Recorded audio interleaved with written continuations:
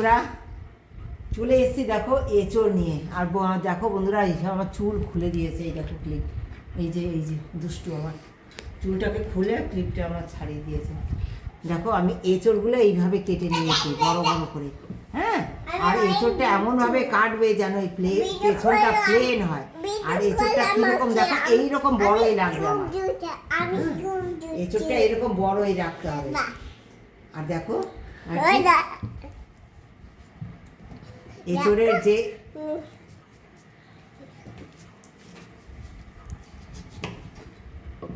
এই যে দেখো ঠিক এরকম মোটা করে কেটে নেবো, ঠিক এরকম মোটা থাকবে এঁচড়টা।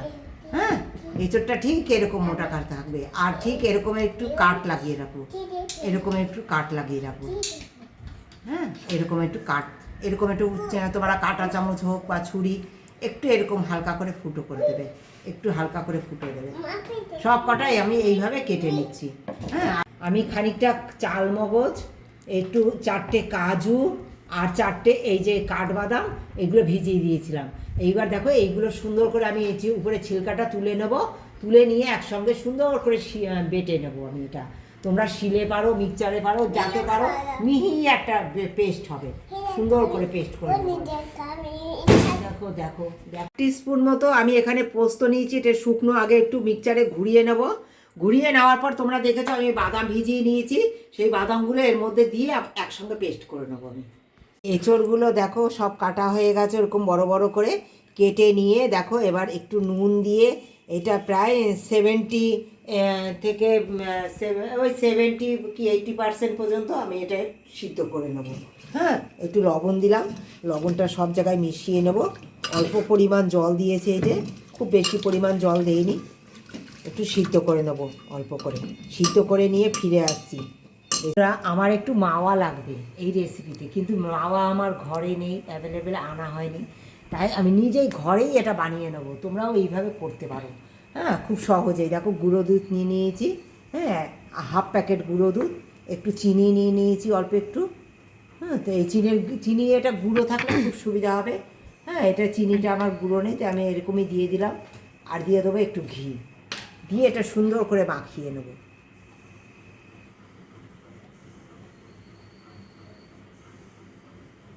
এটা ঘি দিয়ে মাখালেই সুন্দর মাওয়া তৈরি হয়ে যাবে, খোয়া ক্ষীর সুন্দর তৈরি হয়ে যাবে। ঘরে তৈরি খোয়া ক্ষীরের এর স্বাদ, গন্ধ সব কিছুই আলাদা হয়। একবার এইভাবে করে রান্না করে দেখো না, এই দামি দামি রেসিপি করো তো তোমরা, একবার এইভাবে করে দেখো বাড়িতে, খুব ভালো হয়। খুব সুন্দর করে মাখিয়ে নেব, একদম রেডি হয়ে যাবে। দেখো বন্ধুরা, এই যে দেখো আমি এঁচড়গুলো সিদ্ধ করে নিয়েছি, কতটা পরিমাণ তোমরা দেখো সব, এই যে হ্যাঁ 80% আমি সিদ্ধ করে নিয়েছি।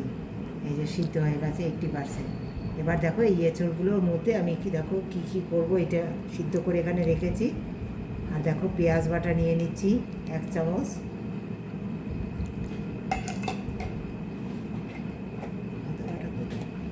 দেখো রসুন বাটা দিয়ে দিচ্ছি, এই ওটা 1 চামচ দিয়েছি, এটা এই এতটুকু দিচ্ছি, 1 চামচের 3/4 ভাগের 1 ভাগ। হ্যাঁ, রসুন বাটা। দেখো বন্ধুরা 1/2 চামচ দই দিলাম, চালমগজ কাজু বাদাম এমনি বেটে নিয়েছি, সেটা 1/2 চামচ দিলাম। আদা বাটা 1/2 চামচ দিলাম।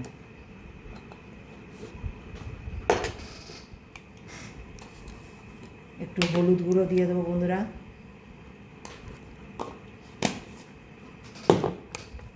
কাশ্মীরি লঙ্কার গুঁড়ো,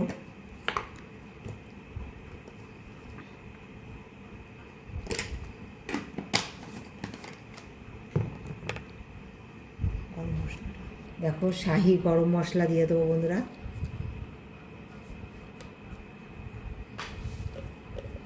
অল্প পরিমাণ, তোমাদের সবজির পরিমাণ অনুসারে তোমরা এটা দেবে। হ্যাঁ, এগুলো সুন্দর করে এবার একটু ঘি দেবো, সামান্য ঘি দিচ্ছি বন্ধুরা, এতে একটু সর্ষে তেল দেবো, দিয়ে মশলাটা আগে মাখিয়ে দেবো।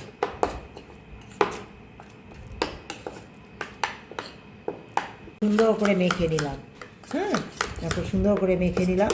এইবার মশলাটা কি করব দেখো, এতে লবণ দিয়েছিলাম যেহেতু, তাই লবণ এখন আর দিলাম না বন্ধুরা এতে। এইবার এই মশলাটা আমি এতে সুন্দর করে মাখিয়ে রেখে দেবো। হ্যাঁ, সুন্দর করে মাখাবো। এই মাখিয়ে মাখিয়ে সুন্দর করে আমি এইভাবে মাখিয়ে এগুলো নর্মাল ফ্রিজে রেখে দেবো। আমি 4-5 ঘন্টার জন্য রেখে দেবো। আমি এটা রাতে মাখছি, মেখে এইভাবে রেখে দেবো। তোমরা যদি সময় না থাকে অন্তত আধা ঘন্টা মাখিয়ে এইভাবে রেখে দিও, খুব টেস্ট হবে। তবে ওরা আমি কিন্তু এই ভাজা, তোমরা দেখেছো এটা মশলা মাখিয়ে নিয়েছি কালকে। আর সুন্দর করে দেখো এই তেল নিয়েছি, আমি কিন্তু সর্ষে তেল নিয়েছি বন্ধুরা। আর এই সর্ষে তেলের মধ্যে কী করেছি বলো তো, তোমাদের অফ ক্যামেরায় আমি এটা দিয়ে নিয়েছি, একটু ঘি দিয়ে নিয়েছি ওই তেলের মধ্যে, দিয়ে আমি এগুলো সুন্দর করে ভেজে নিচ্ছি। হ্যাঁ, একটু রোস্ট মানে একটু ভাজতে হবে, একটু ভেজে নিচ্ছি আমি সুন্দর করে, হালকা লাল লাল করে এগুলো ভেজে নিয়ে ফিরে আসছি তোমাদের সঙ্গে। একটু ঘি দেবে বন্ধুরা, সামান্য একটু ঘি দিয়ে দেবো ওই তেলের মধ্যে, তাহলে খুব টেস্ট হবে। তোমরা এটা সাদা তেলেও করতে পারো, কিন্তু আমি সাদা তেলে করিনি, আমি সর্ষে তেলের মধ্যে একটু ঘি দিয়ে তারপর আমি করে নিচ্ছি।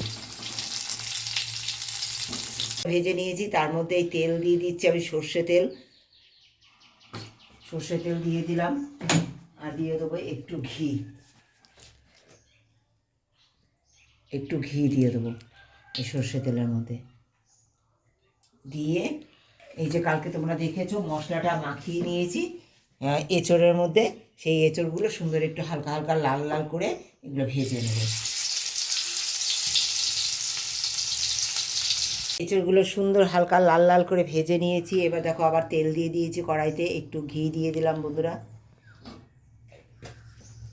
রেসিপির জন্য পেঁয়াজের বেরেস্তাটা কিন্তু অনেকটাই লাগবে। হ্যাঁ, সঙ্গে থাকো, আশা করি তোমাদের খুব ভালো লাগবে। দেখো তেল গরম হয়ে গেছে, তেলের মধ্যে দিয়ে দিচ্ছি প্রথমে একটু পেঁয়াজ, সুন্দর করে পাতলা করে পেঁয়াজটা কুচিয়ে নেবে।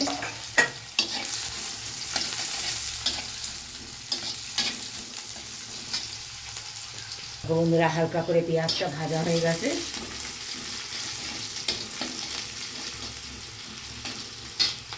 এইবার দিয়ে দেবো খানিকটা পেঁয়াজ বাটা। তোমাদের সবজির পরিমাণ এঁচড় যতটা হবে, তোমরা দেখতে পাচ্ছ আমি প্রায় 700 মতো এঁচড় নিয়েছি। হ্যাঁ, 700 মতো এঁচড়ে তোমরা দেখলে যে এই যে চামচের 1 চামচ প্রথমে দিয়েছি পেঁয়াজ বাটা, 2 চামচ দিলাম,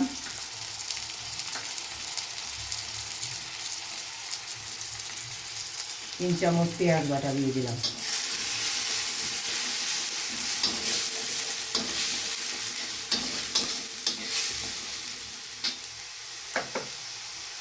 এবার দিয়ে দেবো আদা বাটা বন্ধুরা, এই যে 1 চামচ আদা বাটা দিয়ে দিলাম।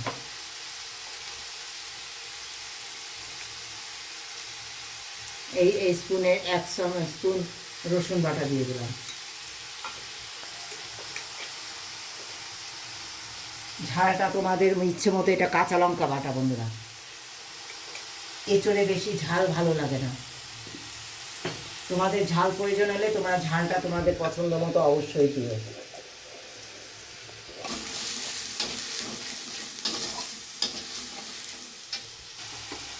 কাশ্মীরি লঙ্কার গুঁড়ো দিয়ে দিলাম বন্ধুরা, পরিমাণ মতো একটু হলুদ দিয়ে দিলাম না বন্ধুরা, একদম জিরের গুঁড়ো দেবো না আমি, সামান্য ধনিয়ার গুঁড়ো দেবো। এই মশলা স্পুনের 1 স্পুন ধনিয়ার গুঁড়ো।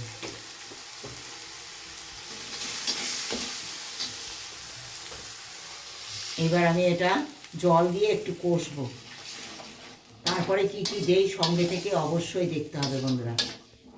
ভিডিওটা স্কিপ করলে বুঝতে পারবে না যে কি কি দেবো এটা সুস্বাদু করার জন্য। মশলা দেখো প্রায় 50% কষে গেছে। হ্যাঁ, এবার দেখো আমি এই যে প্রথমে চালমগজ, কাজু আর কাঠবাদাম আর চালমগজ বেটে নিয়েছিলাম, সেইটা দিয়ে দেবো।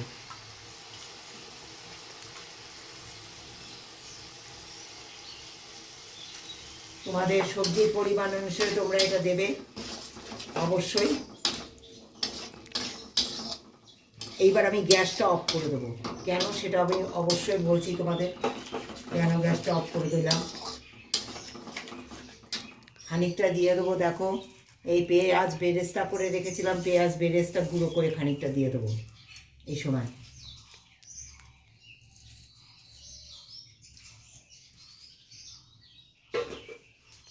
আর খানিকটা রেখে দিলাম বন্ধুরা। তোমার দেখলে আমি বললাম যে আমি গ্যাসটা অফ করে দিয়েছি। এই যে দইটা খুব ভালো করে তোমরা ফেটে নেবে, আর গ্যাসটা অফ করে দেওয়ার চেষ্টা করবে, কারণ খুব গরম হিটে থাকে তো দইটা তোমার তো কেটে যাবে। হ্যাঁ, সবসময় তোমরা ওইটা এইভাবে যদি ফলো করো না, দই দিয়ে রান্নাটা খুব ভালো হয়, তাহলে হ্যাঁ স্ট্রাকচারটা খুব ভালো আসে। হ্যাঁ, এটা দইটা খুব ভালো করে ফেটে নিয়েছি আমি। আর দেখো এই যে গ্যাসটাও অফ করে দিয়েছি, এবার দইটাও দিয়ে দেবো। দইটা দিয়ে একটু নাড়বো। হ্যাঁ, তোমাদের চিকেন হলে তোমরা কি করো, চিকেন হলে চিকেনটা তো কাঁচা থাকে, আর আমি এটা সিদ্ধ করে ভেজে নিয়েছি যেহেতু, তাই এটা দিয়ে আর কষাবার এখন প্রয়োজন নেই। হ্যাঁ, মশলাটা ভালো করে কষিয়ে নেবে, তাতেই হয়ে যাবে রান্না।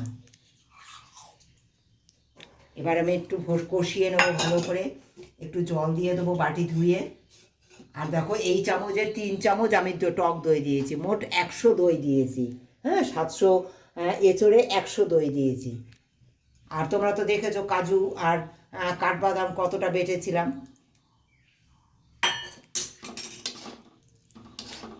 সুন্দর করে নাড়িয়ে নেব।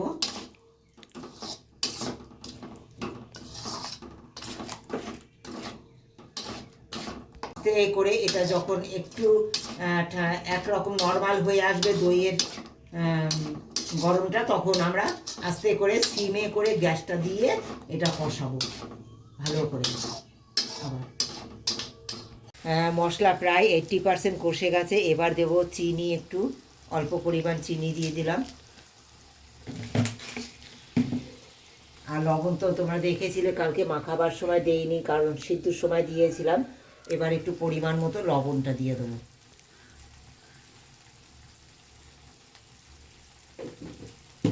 দিয়ে আবার কষবো আমি এটা। সঙ্গে থাকো, আশা করি। এখনও আমার কি দেবো এটা সুস্বাদু করার জন্য, ঘরে কি আমি নিজে বানিয়ে সেই রেসিপিটাকে সুস্বাদু করেছি, সেটা সঙ্গে থাকলেই দেখতে পাবে যে ঘরে আমি কি করে বানালাম। আমি এটা বানিয়ে, তোমরা দেখেছো কালকে মাওয়াটা বানিয়েছি, দেখো কত টাইট হয়েছে। তোমরা তো মাওয়া ঘরে বাইরে থেকে কিনে আনো, কত কত শক্ত, কত হার্ডি, পুরো গেটার দিয়ে ঘষে এটা দেওয়া যাবে। এবার এরপরে আমি এটা গেটারে ঘষে দেবো সঙ্গে থেকে, দেখো একদম পুরো টাইট মাওয়া তৈরি হয়ে গেছে। আর একদম ইনস্ট্যান্ট এইভাবে তুই বানাও না, ভীষণ সুস্বাদু হয় বাইরে কেনার থেকে। দেখো বন্ধুরা, একদম মশলা কষে গেছে, সুন্দর তেল ছেড়ে দিয়েছে। তোমরা দেখতে পাচ্ছ কতটা সুন্দর তেল ছেড়ে দিয়েছে। এতটুকু মানে আর বাকি নেই, রান্না প্রায় মশলা কষানো হয়ে গেছে, আর রান্না প্রায় শেষের দিকে। এবার দিয়ে দেবো শাহি মশলা। বন্ধুরা, এই শাহি মশলাটা দেওয়ার চেষ্টা করবে তোমরা। এই শাহি গরম মশলা দিয়ে দিলাম। অবশ্যই এটা চেষ্টা করবে। আর দেখো একটু টমেটো কেচাপ, টমেটো কেচাপ দিয়ে দিলাম।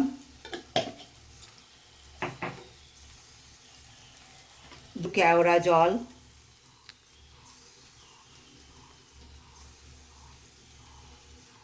এই ছিপির হাফ ছিপি বন্ধুরা, একটু রোজ ওয়াটার, গোলাপ জল বা এই ছিপির 1 ছিপি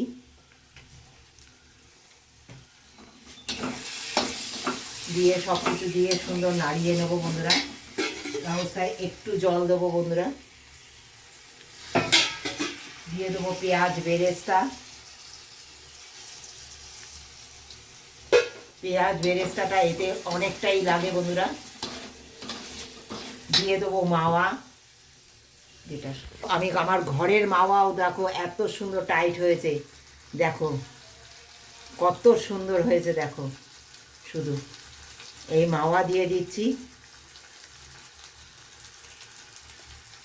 আবারও দেব, কখন দেই সঙ্গে থাকো দেখো।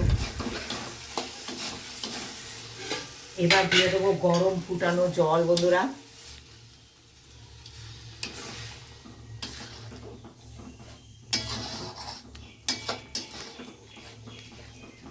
যেহেতু আমার এঁচোড় একদম সিদ্ধ করে সুন্দর 80% সিদ্ধ হয়ে গেছে, ভাজার সময়ও সিদ্ধ হয়ে গেছে, তাই এবার দেখো এই জল দিয়ে, হ্যাঁ জল খুব বেশি জলের প্রয়োজন, এই জল দিয়ে এঁচোড়গুলো সুন্দর দিয়ে দেবো। আর এঁচোড়গুলো এরকম উবুর করে দেবে যাতে নুন মশলা সব ভালো করে ঢোকে এর ভিতরে। হ্যাঁ, এরকম উবুর করে দেবে, এই ভিতরটা দেবে আগে।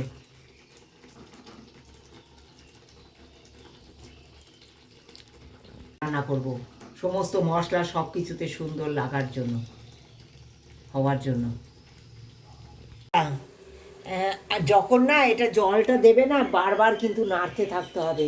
হ্যাঁ, কারণ ওইতে কাজু দেওয়া তো, যেমন মশলা কষানোর সময় খুব নাড়তে হয়েছে, ঠিক তো সেরকম জল দেওয়ার পরেও, এঁচোড় দেওয়ার পরেও খুব ভালো করে নাড়তে হবে। আমার কিন্তু এটা একদম তৈরি হয়ে গেছে, কিন্তু এক্ষুনি আমি এটা সার্ভ করব না। এটা সব কিছুর মধ্যে মশলাটা সুন্দর ঢোকার জন্য এটা আমি ঢেকে রেখে দেবো, কিন্তু তার আগে আমি দিয়ে দেবো সুস্বাদু হওয়ার জন্য কাঁচা লঙ্কা। এগুলো কাঁচা লঙ্কাগুলো দিয়ে দেবো বন্ধুরা, বেরেস্তা দিয়ে দেবো উপর দিয়ে আবার আর একটু।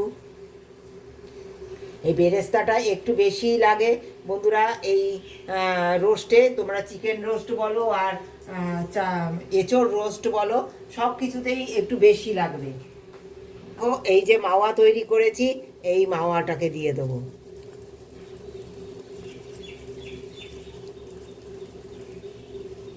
কেমন লেগেছে রেসিপিটা একটা কমেন্ট দিয়ে জানিও বন্ধুরা, সকলে কমেন্ট দিয়ে জানিও। তোমাদের যদি মাওয়া না তৈরি করতে পারো, সমস্যা থাকে, তাহলে তোমরা কি করবে বলো তো, শুধু গুঁড়ো দুধটা দিয়ে দেবে, তাতেও দারুণ স্বাদের হবে। হ্যাঁ, দেখো কেমন লেগেছে একটা কমেন্ট দিয়ে সকলে জানিও। দেখো বন্ধুরা, এইটা দেওয়ার পরে, দেখো এই মাওয়া দেওয়ার পরে আবার একটু নেড়ে দিতে হবে। এই যে স্ট্রাকচারটা দেখো কেমন এসছে, ঠিক এরকম স্ট্রাকচারটা রাখতে হবে এঁচোড়ে, দারুণ স্বাদ লাগবে খেতে।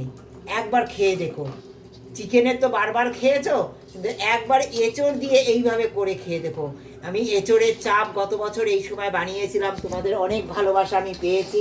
হ্যাঁ, আর আমার খুব ভালো লেগেছিল যে তাহলে এবছরও আমি একটা এঁচোড়ের একটা রেসিপি তোমাদের সঙ্গে শেয়ার করব, তাই এটা শেয়ার করলাম। আশা করি তোমাদের সেই আগের রেসিপির মতো এটাও খুব ভালো লাগবে। অবশ্যই তোমরা এই এঁচোড়ের সময় এখন একটু করে সকলে খেয়েও খুব ভালো লাগবে। এটা আমি এইভাবে এখনই সার্ভ করব না, একটু স্ট্যান্ডিং টাইমে এটা রেখে দেবো। দুর্দান্ত দুর্দান্ত হয়েছে, একদম নতুন ধরনের একটা এঁচোড়ের প্রিপারেশন, নতুন ধরনের এঁচোড়ের প্রিপারেশন খেলাম আজ, হেভি। এটাকে কি বলে জানো? রোস্ট, এঁচোড়ের রোস্টটা। এঁচোড়ের রোস্ট আমি একটু খেয়ে দেখি, হ্যাঁ বলছি। দেখে তো একদম দারুণ লাগছে। ওরে বাবা, দারুণ দারুণ, হেভি হেভি।